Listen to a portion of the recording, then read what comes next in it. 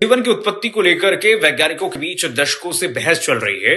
अब एक नई रिसर्च में दावा किया गया है कि जीवन की शुरुआत अब तक के अनुमान से कई 100 मिलियन साल पहले ही हो चुकी थी। नेचर इकोलॉजी एंड इवोल्यूशन में प्रकाशित एक अहम अध्ययन में वैज्ञानिक एडवर्ड मूडी और उनकी टीम ने जीवन के सबसे पुराने पूर्वज यानी लास्ट यूनिवर्सल कॉमन एंसेस्टर की उम्र 4.9 से 4.33 अरब साल पुरानी बताई है। वैज्ञानिकों के द्वारा वैज्ञानिक ये कहते हैं कि ये पूरी तरह संभव है कि मंगल पर जीवन पहले विकसित हुआ हो और फिर किसी उल्कापिंड के जरिए धरती तक पहुंचा हो।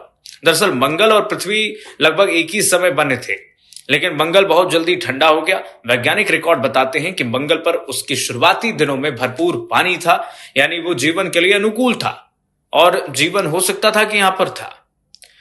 मंगल पर चंद्रमा जैसा कोई बड़ा उपग्रह नहीं था, जिससे उसकी सतह पर शुरुआती उथल पुथल कम हुई और जीवन पनपने के लिए अधिक समय मंगल पर नहीं मिला। चूंकि मंगल की गुरुत्वाकर्षण ग्रेविटी जो है, ग्रेविटी शक्ति पृथ्वी से कम है, इसलिए जब कोई उल्का मंगल की सतह से टकराता था तो वहां से चट्टानों के टुकड़े अंतरिक्ष में आसानी से छिटक जाते थे और सौर मंडल में फैल जाते थे। तो क्या हम सब मंगल ग्रह के वंशज थे क्या?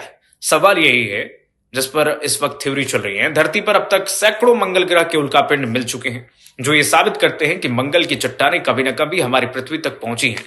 अगर पैंसपर्मिया थ्योरी सही है तो इसका मतलब हो सकता है कि धरती पर जीवन की असली जड़ें मंगल में ही थी।